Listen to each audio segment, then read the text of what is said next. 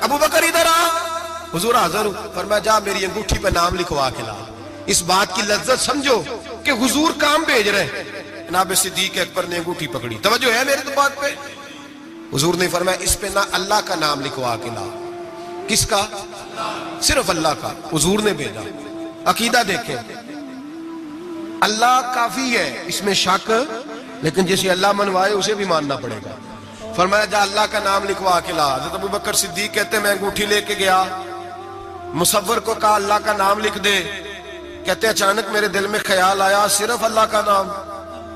حضور کا حکم کیا ہے؟ کہتے ہیں میرے دل میں خیال آیا صرف اللہ کا نام۔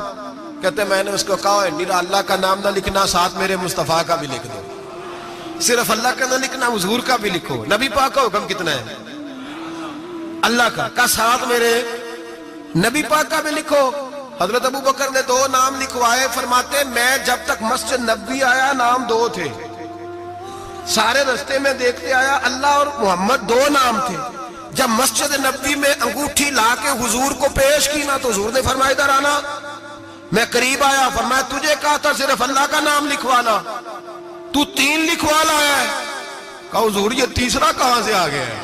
تو 2 ہی لکھوائے تھے، فرمایا 3 ہے، یہ دیکھ اللہ، محمد اور ابو بکر، تو 3 نام لکھے۔ جناب صدیق اکبر کہنے لگے حضور قسم اللہ کی عزت کی، آپ کا میں نے لکھوایا، اپنا نہیں لکھوایا۔ امام رازی کی تفسیر کبیر، آپ کا لکھوایا، اپنا نہیں لکھوایا۔ اچانک حضور مسکرانے لگے، حضرت صدیق اکبر کا ماتھا چوما، سینے سے لگا لیا، نبی پاک کی آنکھوں میں آنسو، محبت کے آنسو۔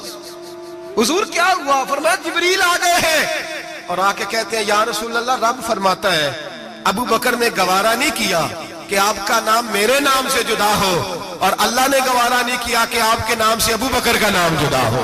یہ اللہ نے گوارا نہیں کیا۔